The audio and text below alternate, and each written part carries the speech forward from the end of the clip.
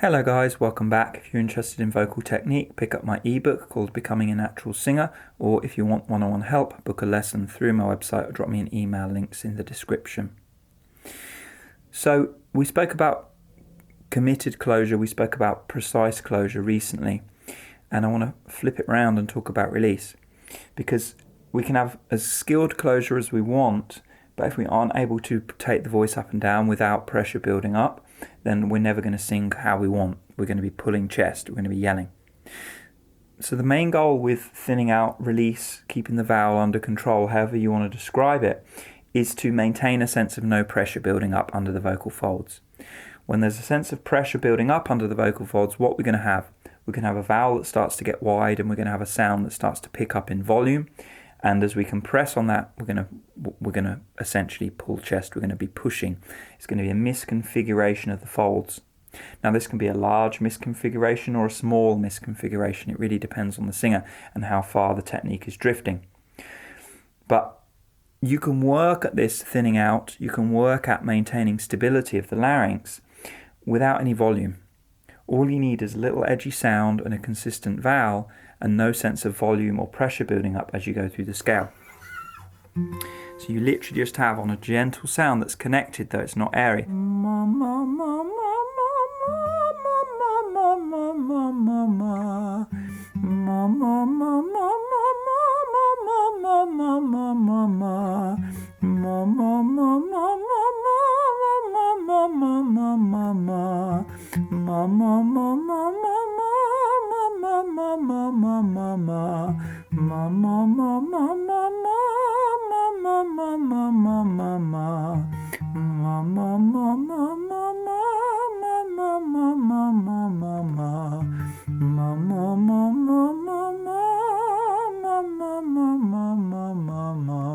The idea is this: as I'm coming down, what are we hearing?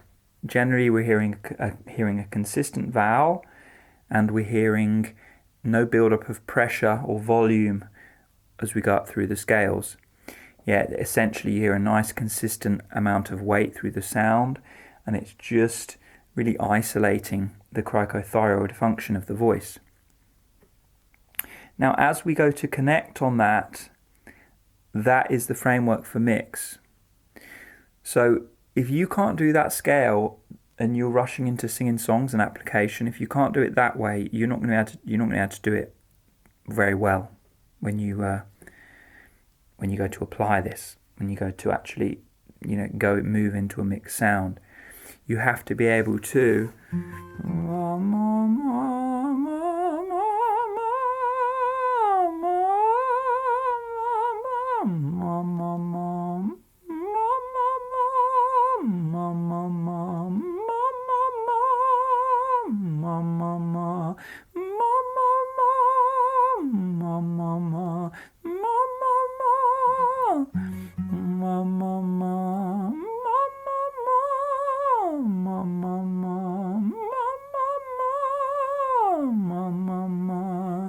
yeah, you get the idea.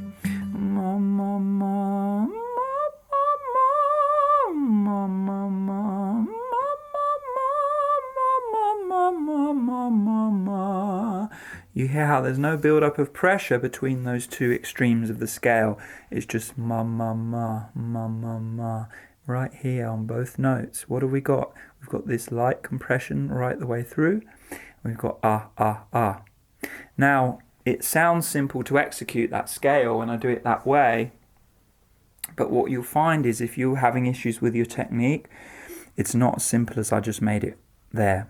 You'll find, when I do it, it's like the volume wants to creep up. I've got to push through to get there. It doesn't really feel balanced right the way through the entire scale and particular parts of your range, whether it's the mid-range, whether it's the high range. You'll find it's just tricky. Some of these, what appear to be simple scales to execute on the surface, are actually very hard to do when you start getting into the details.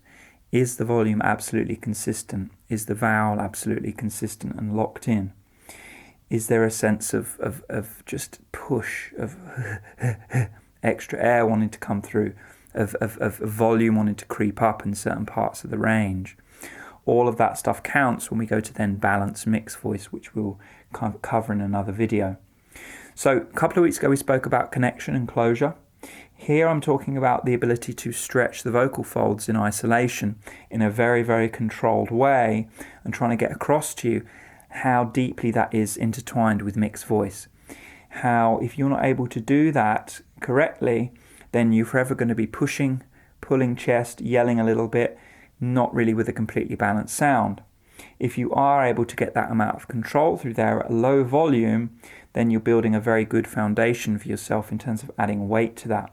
Now you've still got to, face the music, shall we say, in terms of connecting that type of feeling with more connection. Leaning into mixed voice. How do I then maintain consistency in the vowel as I connect the vocal folds more? It's another layer of challenge on top of stabilizing the larynx perfectly. But if you can think about it in these layers, so we've got release, connection, mix.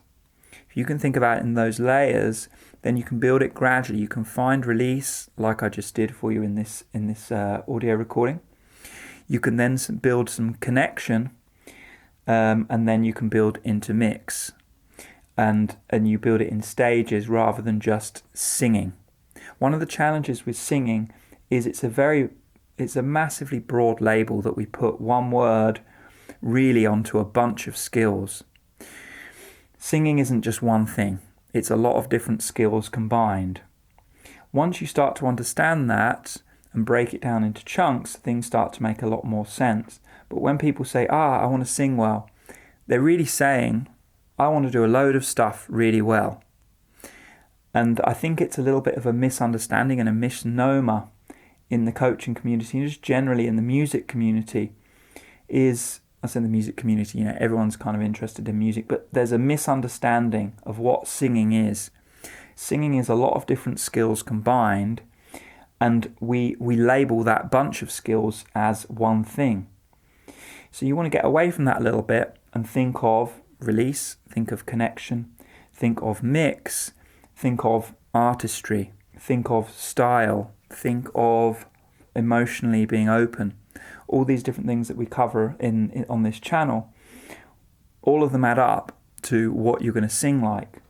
Anyway, so connection and release, and then mix. Just in terms of the technique, in terms of the technical side of what you're doing. If you layer up things in that way, you've got a better chance of building things, because you understand, I don't need to have all of this connection to work on release. I can just work on release with a pure vowel at a very low volume and a connected sound, and work at perfecting those shapes, perfecting those vowels throughout my range, no push in volume, and just learn it that way. Then when I go to connect more, I've built a better foundation for myself. Now there's a lot of coaches out there that will just advocate for lots of connection, lots of weight, let's get you through there, and they don't really encourage you to split things up into chunks anywhere near so much as I do, or some other better coaches out there do. It's no different from if somebody just says to you, just play guitar. A good coach is going to say to you, let's work on your right hand, let's work on your left hand today. That song kind of works well, but the right hand's weak. We need to figure that out. Another song works well, but the left hand is weak. We need to figure that out. Or what part of the left hand? What part of the right hand? Every time we look at an instrument, we break it down into chunks. We figure out, okay, let's not bother with the chords. Let's just look at the right hand and work out that technique, and we'll come back to the chords. Same with singing. The problem is, this is self-evident in guitar teaching. This is obvious in other instrumental teaching. But for some reason, not enough vocal coaches employ these tactics and strategies to educate and help their students. Anyway, guys, let me know your thoughts in the comments. I will catch you very soon. Please give this video a thumbs up, subscribe if you haven't already, and have a great day. Bye-bye.